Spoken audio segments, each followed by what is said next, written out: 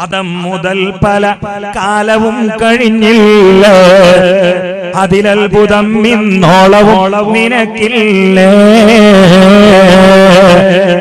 ലോകം അടക്കി ഭരിച്ചിരുന്നവരല്ലേ, മൗത്തെന്ന സിംഹം കൊന്നതത്ഭുതമല്ലേ.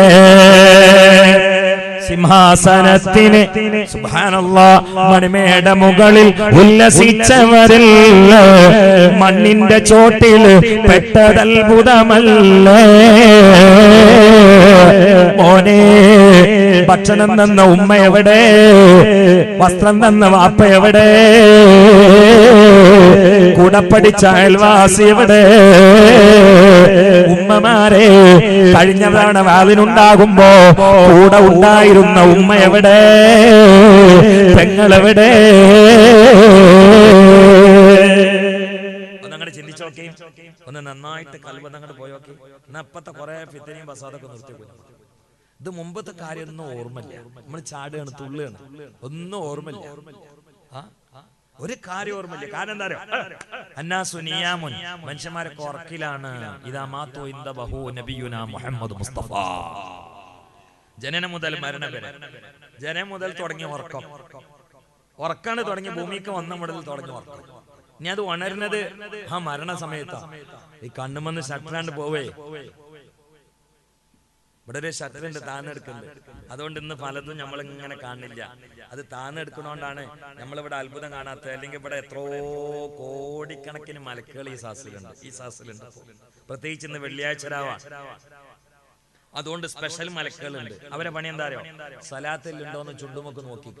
ചുണ്ടാണ്ട് അലകിയാല് അപ്പോ സ്വർണ്ണ പേന കൊണ്ട് വെള്ളിയുടെ പേപ്പറിൽ ആ സ്വലാത്ത് ചൊല്ലിയവന്റെ പേര് ഈ സമയത്ത് തന്നെ മലക്കുകളാണ്ട് എഴുതിച്ചിട്ട് നേരെ റസൂലുള്ളാഹിക്ക് കൊണ്ടിട്ട് കാണിച്ചു കൊടുക്കും. ആ കൂട്ടത്തിൽ അല്ലാഹ് നമ്മളെ പെടുത്തട്ടെ.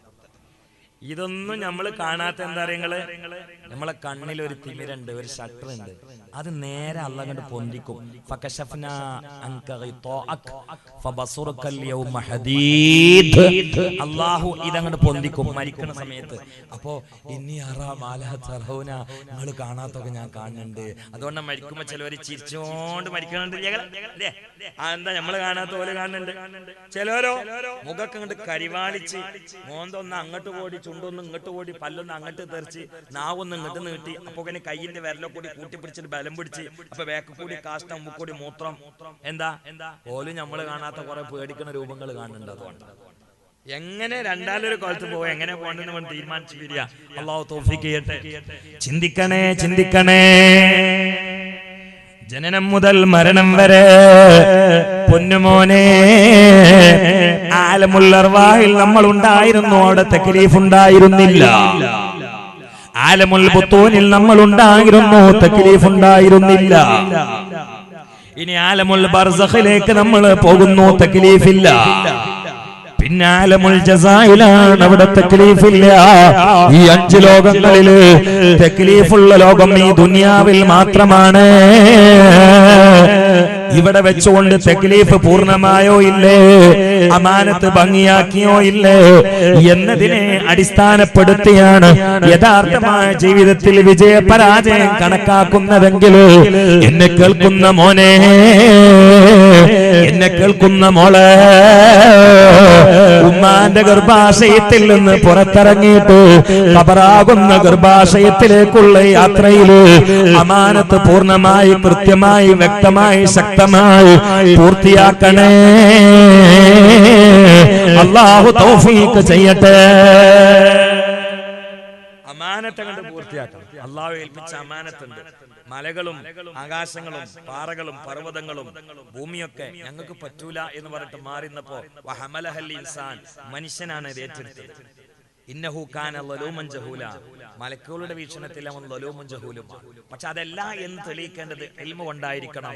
അതിനുവേണ്ടിയാണ് വഅള്, അതിനുവേണ്ടിയാണ് അധ്യാപനം, അതിനുവേണ്ടിയാണ് പഠനം, അതിനുവേണ്ടിയാണ് പ്രസംഗം, അതിനുവേണ്ടിയാണ് എല്ലാം.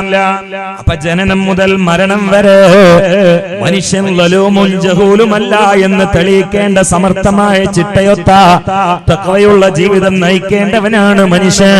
അതാണ് അല്ലാഹുവിന്റെ ലക്ഷ്യം. വെച്ചോ, ഇല്ലെങ്കിലോ എന്നെ കേൾക്കുന്ന പ്രിയപ്പെട്ട സഹോദരന്മാർ, എന്നെ കേൾക്കുന്ന പ്രിയപ്പെട്ട സഹോദരിമാർ, ഒരു കാര്യം ഞാൻ പറയട്ടെ. നമ്മളൊരു പ്ലാവ് നട്ടു എന്ന് കരുതുക, അല്ലെങ്കിൽ ഒരു മൂച്ചി നട്ടു എന്ന് കരുതുക, അല്ലെങ്കിൽ ഒരു കവുങ്ങ് നട്ടു എന്ന് കരുതുക, അല്ലെങ്കിൽ ഒരു തെങ്ങൻ തൈ നട്ടു എന്ന് കരുതുക. അതിന് വെള്ളം കൊടുത്തുകൊണ്ട് വളം കൊടുത്തുകൊണ്ട് അധ്വാനിച്ച് വളർത്തുമ്പോ നമുക്കുള്ള ലക്ഷ്യം അതിൽ മാങ്ങയാ, അല്ലെങ്കിൽ തേങ്ങയാ, അല്ലെങ്കിൽ അടക്കയാ.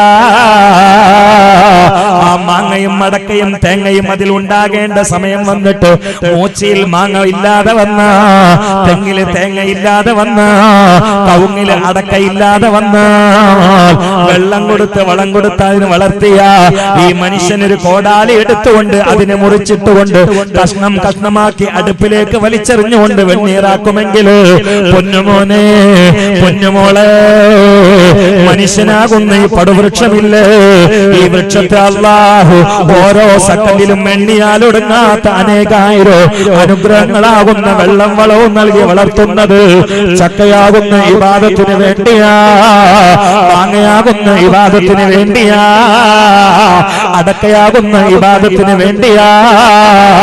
അതിന് സമയമായ പ്രായപൂർത്തി എന്ന സമയത്ത് നമ്മളത് കൊടുക്കാതെ വന്ന അല്ലാഹു നമ്മെ ചുരുട്ടിപ്പിടിച്ചുകൊണ്ട് വെട്ടിപ്പിടിച്ചുകൊണ്ട് വലിച്ചെറിയുന്ന അടുപ്പിന്റെ പേരാണ് നരകം. മോനെ, ജനനം മുതൽ മരണം വരെ ഈ നരകത്തെ പേടിച്ച് ജീവിക്കേണ്ടവനാണ് മനുഷ്യൻ കേട്ടോ. ഈ ദുനിയാവിലുള്ള ഓരോ മുസീബത്തുകളും ആ നരകത്തെ ഓർമ്മപ്പെടുത്താനാ. ഇവിടെയുള്ള ഓരോ മുസീബത്തും ആ നരകത്തെ ഓർമ്മപ്പെടുത്താനാണ്. അതുകൊണ്ടാണ് മനുഷ്യന് വല്ലതും ഭക്ഷിക്കുകയാണെങ്കിൽ തീയിന്റെ ആവശ്യമുണ്ട്, തീ എന്ന മാധ്യമത്തിന്റെ ആവശ്യമുണ്ട്. തീ കൊണ്ട് വേവിച്ചിട്ടാണ് നമ്മൾ ഭക്ഷണം കഴിക്കുന്നത്, അല്ലേ? ആനക്ക് തീയിന്റെ ആവശ്യമില്ല, മത്സ്യങ്ങൾക്ക് തീയിന്റെ ആവശ്യമില്ല. അവര് നമ്മളെക്കാൾ ഭക്ഷണം കഴിക്കുന്നവരാണ്, എന്നാലും തീയിന്റെ ആവശ്യമില്ല. കാരണം എന്താ? അത് തീയില്ലാതെ കിട്ടിയേ തിന്നോളൂ. നമുക്കും അങ്ങനെ ആക്കാമായിരുന്നല്ലോ. എന്നാ വിറകിന്റെ ചെലവ് കുറഞ്ഞിട്ടൂലേ, ഗ്യാസിന്റെ ചെലവ് കുറഞ്ഞിട്ടൂലേ? പക്ഷെ നമുക്ക് തീ വേണം എന്ന് അള്ളാഹു തീരുമാനിച്ചു. എന്തിനാ അറിയോ? ആരിഫ്യങ്ങൾ എഴുതി വെച്ചിട്ടുണ്ട്, ഈ തീ കണ്ടാൽ ആ തീ ഓർമ്മാൻ വേണ്ടി. ഈ തീ ഇങ്ങനെ കത്തിനുണ്ടാൽ ആ തീ ഓർമ്മാവും. അത് ഓർമ്മാവാൻ ആ തീ നമ്മുടെ മുമ്പിൽ ഇട്ടത്. അല്ലെങ്കിൽ ആനക്ക് എന്താ തീന്റെ ആവശ്യമില്ലാത്തത്? മത്സ്യങ്ങൾക്ക് എന്താ തീന്റെ ആവശ്യമില്ലാത്തത്? കാട്ടുജീവികൾക്ക് എന്താ തീന്റെ ആവശ്യമില്ലാത്ത? നമുക്ക് മാത്രം തീന്റെ ആവശ്യം. കാരണം എന്താ? ഈ തീ കണ്ടിട്ട് ആ തീ ഓർമ്മ വെച്ചേ. ഇവിടെ ഒക്കെ നരകം ഓർമ്മിപ്പിക്കുന്ന സംഗതിയാ. ശക്തമായ ചൂട് കഴിഞ്ഞു തുടങ്ങാൻ, ആ ചൂട് കണ്ട് ഓർക്കുമ്പോ നരകം ഓർമ്മ വരും. ഇപ്പൊ ശക്തമായ ശൈത്യാണ്, ഇതുകൊണ്ട് നരകം തന്നെ ഓർക്കണ്ട്. കാരണം നരകത്തിൽ ഒരു പ്രത്യേക തരം ഒരു സുഖമില്ലാത്ത ഒരു തണുപ്പുണ്ട്. പുകളൊക്കെ കൂടി കണ്ട് ഉരുണ്ട് കൂടിയിട്ട് തണുപ്പാണെന്ന് തോന്നുന്ന ഒരു അവസ്ഥ ഉണ്ട്. പക്ഷെ സുഖം ഉണ്ടാവില്ല. ലാ ഭാര്യയും വലാക്കരിയും, അത് സുഖമുള്ള തണുപ്പല്ല. അപ്പൊ ഇത് വന്നാലും നരക ഓർക്കുന്നത്, അല്ലേ? ഇനി പോയി കിടന്നുറങ്ങാം. ഉറങ്ങുമ്പോ എന്താ ഓർക്കുക? ഇരുട്ടായി, നരകം തന്നെ, ഖബറ്. കാരണം ഉറക്കം എന്ന് പറഞ്ഞാൽ ബർസഖയ ജീവിതമാണ്. ഖബർ ജീവിതം ബർസഖയ ജീവിതമാണ്. രണ്ടുപേര് അടുത്തടുത്ത് ഉറങ്ങുമ്പോ ഒരാൾ ഇങ്ങനെ സ്വപ്നം കാണുന്നു, അവന് നീലാകാശത്തിലൂടെ പാറി പറക്കുകയാണ്, അവന് മനോഹരമായ ആഡംബര വണ്ടിയിൽ പുതിയാപ്പിള ഇറങ്ങാൻ, വയസ്സ് 80 പല്ലൊക്കെ പോയിക്കുന്നത്. പക്ഷെ കിടന്നുറങ്ങുമ്പോ ഒരു സ്വപ്നം, 22ാമത്തെ വയസ്സിൽ കല്യാണം കഴിക്കാൻ വേണ്ടിട്ട് പുതിയാപ്പിള ഇറങ്ങണം. എന്നാൽ എന്നോട് ഒരാൾ വിളിച്ചു പറഞ്ഞാണ്, ഉസ്താദ് അതിന്റെ മാനം എന്താണ്, അതിന്റെ വ്യാഖ്യാനം എന്താണ്, ഞാൻ വേറെ പെണ്ണേറ്റ് കെട്ടുമെന്ന് വെച്ചു. കാരണം 80 വയസ്സായി പല്ലൊക്കെ പോയിക്കണം. എന്നിട്ട് 30 കിടന്നിറങ്ങുമ്പോ ഒരു സ്വപ്നം, എന്താ 22 വയസ്സായിട്ട് പുതിയാപ്പിള ഇറങ്ങാണ്. ഞാൻ പറഞ്ഞു, നിങ്ങൾ അധ്വാനിക്കുകയാണെങ്കിൽ സ്വർഗത്തിൽ പുതിയാപ്പിള ഇറങ്ങും, അതിനാണ് അതിന്റെ വ്യാഖ്യാനം എന്നാണ്. പിന്നെ കണ്ടിരുന്ന മാരിബൊക്കെ നേരത്തെ തന്നെ പള്ളിയിലായിരുന്നു, കാരണം ഊർലിങ്ങളെ കല്യാണം കേൾക്കാൻ വേണ്ടിയിട്ട്. സുബ്ഹാനല്ലാഹ്, ഓരോന്നും അങ്ങനെയല്ലോ. ഇനി രണ്ടുപേരിങ്ങനെ ഉറങ്ങുമ്പോൾ ശ്രദ്ധിക്കണേ, രണ്ടുപേരിങ്ങനെ ഉറങ്ങുമ്പോൾ ഒരാളിങ്ങനെ നല്ല മനോഹരമായ ആഡംബര വണ്ടിയിൽ പുതിയാപ്പിള പോണ സ്വപ്നം കാണുമ്പോൾ മറ്റാൾ അടുത്തന്നെ കിടക്കണ്ട്. ഉദാഹരണത്തിന് ഭർത്താവ് ഇങ്ങനെ സ്വപ്നം കാണുന്നു. അപ്പൊ ഭാര്യ കണ്ടിരുന്നു തീയിൽ ഇങ്ങനെ കിടന്നിട്ട് വേവണ സ്വപ്നം. ഭാര്യ ശക്തമായി തീ പൊള്ളിയിട്ട് കരണ്, ഭർത്താവ് ഇങ്ങനെ പുതിയാപ്പിള മുമ്പ് ചിരിക്കുന്നു. ഈ ഭർത്താവിന്റെ ചിരി ഭാര്യക്കും ബാധകല്ല, ഭാര്യ കരിയുന്നത് ഭർത്താവിനും ബാധകല്ല. രണ്ടാളും ഒരേ കട്ടില്ല. ഇതങ്ങനെ തന്നെയാണ് ഖബർ കേട്ടോ. ചിലര് ചോദിക്കലുണ്ട്, ഒരു ഖബറ് നരകവും മറ്റൊരു ഖബറ് സ്വർഗമാകുമ്പോ രണ്ടും കൂടി ജാമായി കിടക്കുമ്പോ ഇത് സ്വർഗമാകുമ്പോ മറ്റൊന്നും ബാധിക്കൂലെന്ന്. അതിനാദ്യം ഞാൻ ഈ പറയുന്നവരോട്, ഞാനീ